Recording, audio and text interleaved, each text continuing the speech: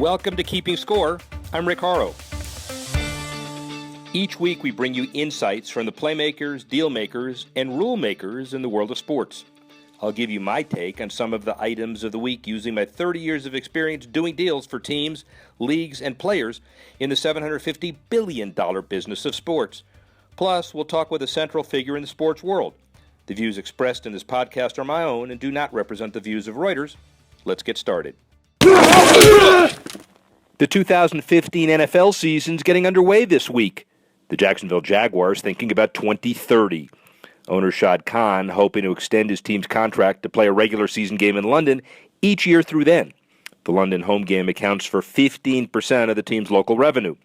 Though the NFL recently signed a 10-year deal to play games at English Premier League club Tottenham Hotspur's new stadium, Khan said he'd prefer to continue to play games at Wembley Stadium. We'll take an in-depth look at the NFL International's plan next week as we talk with league executive Mark Waller. $750 million. That's how much the current owners of the NHL's Pittsburgh Penguins want for the team, according to the Pittsburgh Post-Gazette. They could accept less money if a potential buyer is willing to forgo development rights on the old Civic Arena site. If the Penguins get their asking price, it will be the most paid for a U.S.-based NHL franchise, more than doubling the previous high of $320 million that was paid for the Devils in 2013. This clearly may be the right time for the sale of NHL franchises. A $500 million expansion announcement expected soon, record revenues, labor peace, enlightened management. The proof will be if and when an actual sale is done and a price is announced. And the NBA's Cleveland Cavaliers are trying to improve the experience of watching a sporting event from the stands. The team is looking to expand its in-seat concession ordering options at Quicken Loans Arena through a partnership with a local app company. During a 22-game trial run last season, customers using the Tap Into app spent an average of $32 per arena visit. Fans who used the app received their orders in an average of fewer than 6 minutes, and the technology was used by 25% of the 5,000 potential customers. Another example of combating decouching, the perilous choice between first-class, high-tech home and mobile media versus the new stadium arena experience. Kudos to the Cavaliers for taking this issue on directly. Now on to the global sporting event of the upcoming weekend, tennis's U.S. Open. I sat down with Chief Revenue Officer Lou Scheer. It is a commentary on how important you are in this organization, that you're not the COO or the C whatever, but you're the Chief Revenue Officer. That's a big deal, obviously. It's a big deal. It's a great position, a great opportunity. I had wanted Chief Spending Officer. That seemed like a lot more fun. Unfortunately, we didn't have a spot. So Chief Spending Officer means more revenue because you got to spend more to make more, right? Yeah, you make that argument. Fun. Hopefully. Yeah. Describe the brand of the U.S. Open. Elevator speech, quick kind of description of what you think the brand means. Yeah, we think we are the quintessential sports and entertainment event. It is a festival with tennis at the hub. We're the largest annually attended sporting event in the world, and we take great care in programming the event around our tennis. It's great for casual fans. It's incredible for avid fans. Let's talk about the cottage industry called Serena Williams. Yeah. And we're in the middle of the tournament. Who knows how she's going to end up? Sure. But as far as the slams are concerned, statistically, what kind of bump do you think she has, anecdotally and statistically, on the tournament this year? Yeah, there's no question that there is an excitement and a buzz around this event this year that we've not experienced before, and we attribute that directly to Katrina. But it's hard to quantify. Most of our ticket sales are sold well before the draws are even set up, let alone announcing who might play. Our fans come back year after year after year. So from a monetary standpoint, it's very tough for us to quantify what the impact has been. But the buzz, the energy, the press coverage, and the expansiveness of that is certainly real. Renewal rate on an annual basis? Oh, for your tickets. Ticket holders? Yeah. Oh, in the 90s. So Serena's important, but you've got a pretty solid foundation no matter what. We what. feel great about what we have, but at the end of the day, it was built on the athletes, and so she's absolutely important. Let's run your balance sheet, but anecdotally. So the bottom line, we've seen published numbers of about $250 million in annual revenue. It's from some of the industry publications. Is that accurate? Low? No, high? those are in the ballpark numbers where we continue to grow our business. It grows every year, thankfully, and we're investing heavily to set ourselves up to grow some more. So just one of the investments, we'll get back to it a little later. $550 million for the renovation and Arthur Ashe? $550 million for the renovation of the National Tennis Center. Right. The roof over Ashe is a part of that, but we will be building a new Louis Armstrong Stadium. There's an overall grounds beautification that will happen as well, and we're building a new grandstand court that'll hold 8,000 fans. So you really are the chief spending officer. Yeah. But the revenues are there as well. And on the revenue side, let's talk about TV. 200 countries, $80 million a year or so from ESPN as well. Sure, right, in that range. But unlike many domestic sporting events, the international piece really differentiates tennis and the U.S. Open from most of the sports we're familiar with here. Right, tennis's popularity around the world is tremendous. Right, it's the second or third most popular sport in almost any region of the world, and so those 200 countries contribute significant viewership. How do you deal with the television concerns of tennis, where you know that an NFL game is going to last 3 hours and 8 minutes, and tennis, you just don't know what the scheduling is like? Those are the vagaries of the industry, but how do they come home to roost here? No, on the one hand, it's part of what makes tennis exciting. When those matches get tight and they go long, it's incredibly compelling. It puts a big responsibility on our broadcast partners to be set up from a schedule standpoint, to be able to accommodate that sort of flexibility. ESPN, our new exclusive broadcast partner going forward right now, made that commitment to us. We are going to carry matches to conclusion. We're thrilled with that, and we're excited that they're really well equipped to be able to bring our event to avid sports fans. And that's one of the key components of, I guess you call it cable. It's not really cable that much anymore, but you don't have to worry about the nightly news. Yeah, right. And we're on a sports network that wants sports programming, so we're not up against entertainment, shows that may be kicking in late at night, those sorts of things. And we also need a home, at 11 and a.m. in the morning, all the way up until, 12 midnight.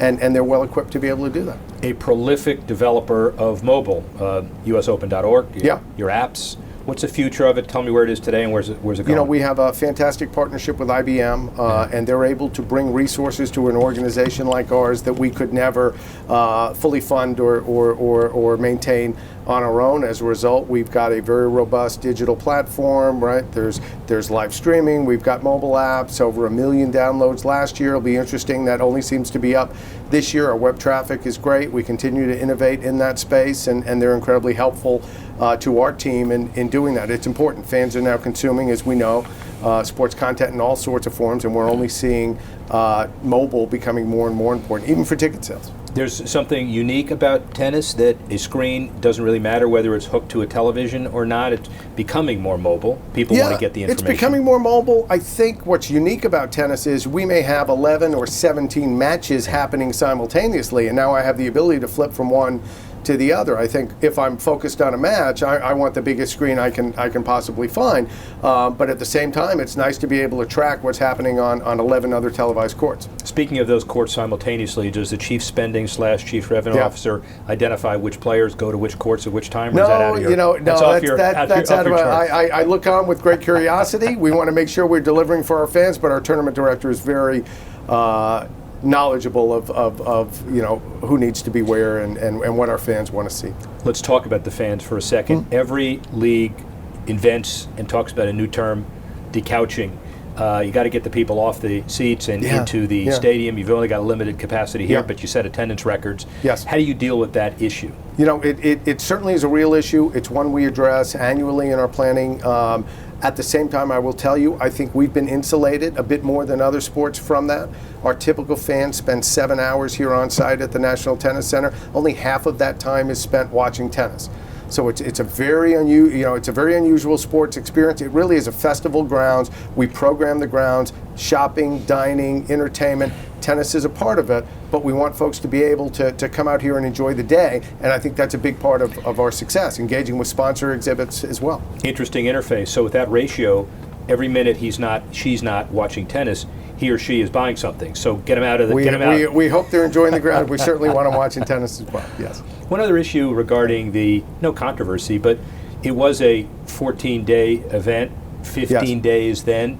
You dabbled with a Monday men's final. You're now back sure. to Sunday. NFL pushback a little bit.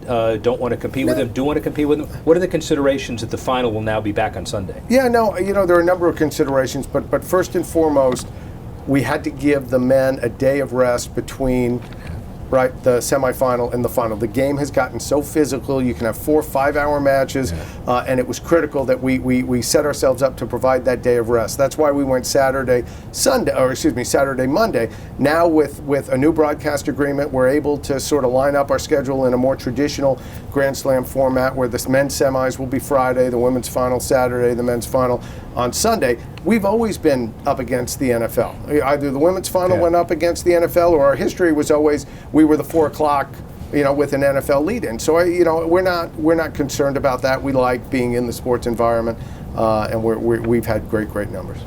Let's talk about the facility. This is the last Open without a complete roof, although the roof infrastructure is up.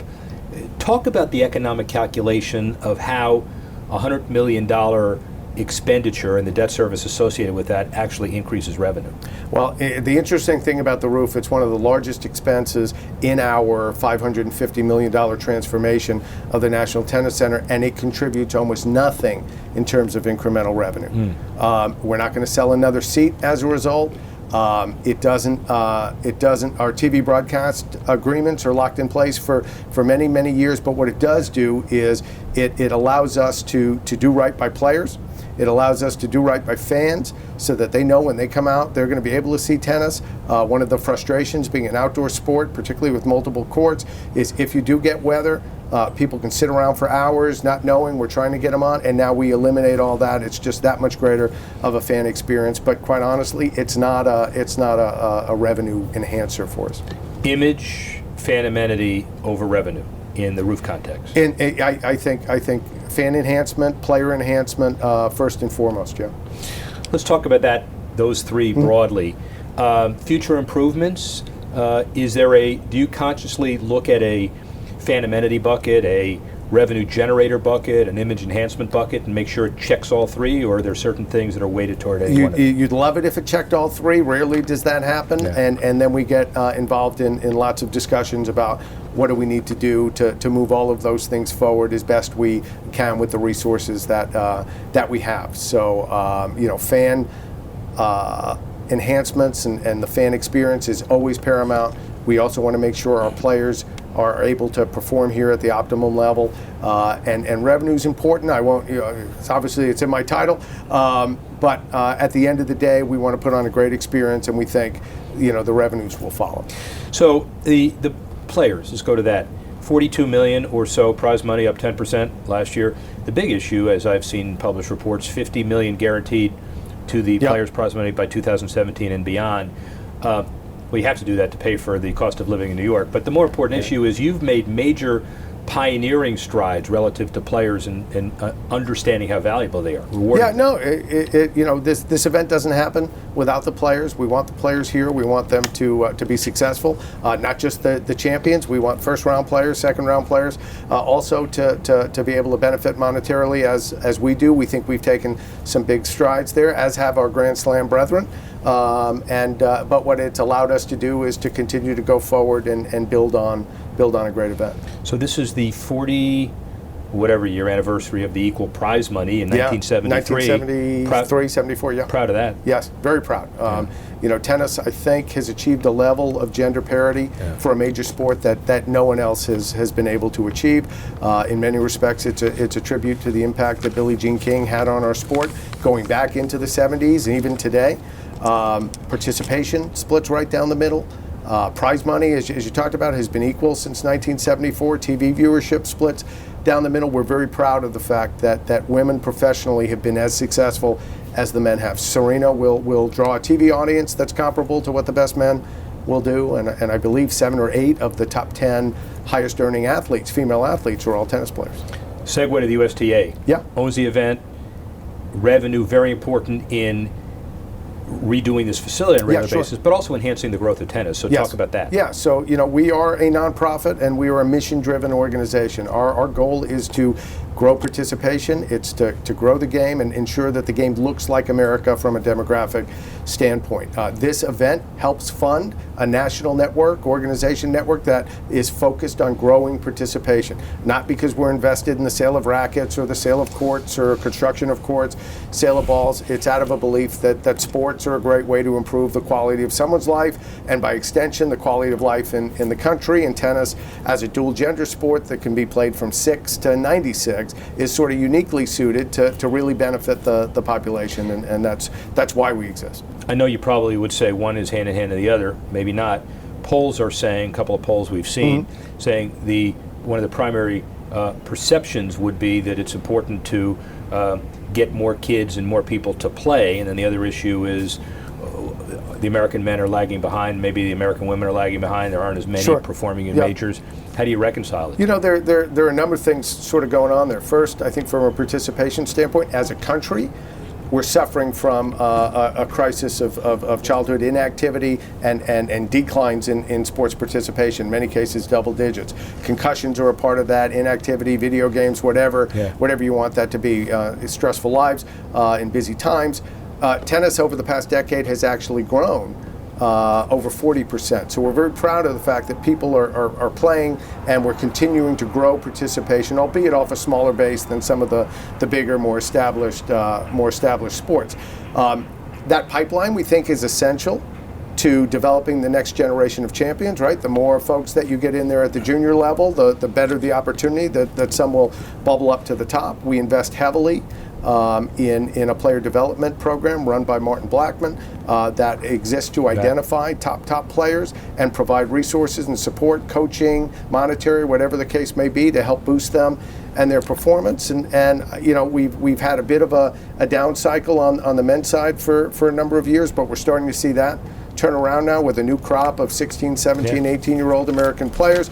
And we've got more women in the top 100 than any other country. So we're feeling good about what the future looks like. We feel great about what the present is, certainly on the women's side with Serena. And as far as the future is concerned, again, is a lot of it is because we're entitled, we're fat, we're lazy, we've got other distractions and diversions. I mean, why have Eastern European countries been so prolific I think recently? You could look at almost any sport. Look at the NBA, and you see the influx of athletes.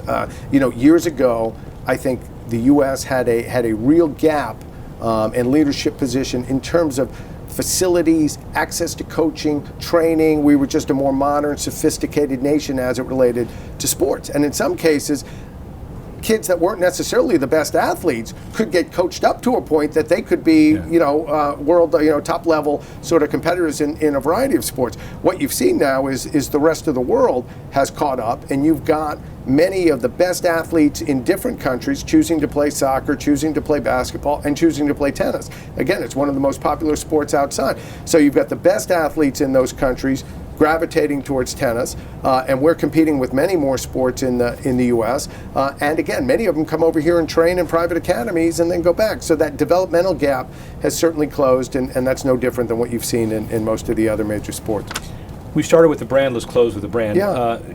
$700 million in economic impact, and economic impact studies can say anything to anybody, but this is way above anything that anybody has seen in any other sport. So talk a little bit about the methodology and the conclusion. Yeah, so economic impact studies are interesting. You try to capture as much as you can. There's direct expenditures. We hire folks, 7,000 folks for this tournament to help us staff this tournament, and that's direct. But we have tourists that come in from around the world, and they come and they stay in New York City for extended stays, and that's clearly important. More than a quarter of the room nights in New York are associated with this tournament when it's going on. They're spending on merch, they're spending our sponsors, advertise. There are a lot of factors that go into that. But the reality is it's a 14-day event as opposed to a one-day, one-off sporting event.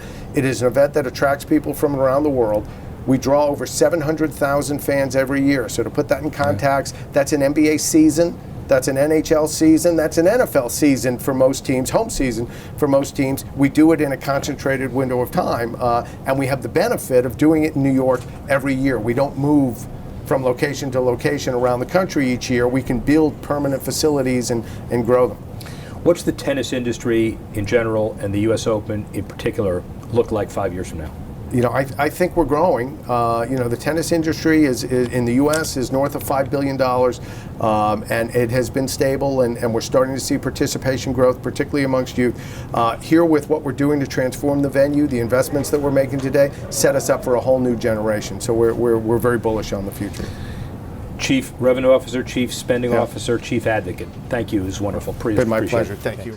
Thanks for listening to this edition of Keeping Score. I'm Rick Horrow. The producer of the show is Alex Cohen. Audio producer Adam Wiesen. Technical assistance provided by Jamie Weber, Tanner Simpkins, and Carlos Swadek. The executive editor of Reuters Digital, Dan Colarusso.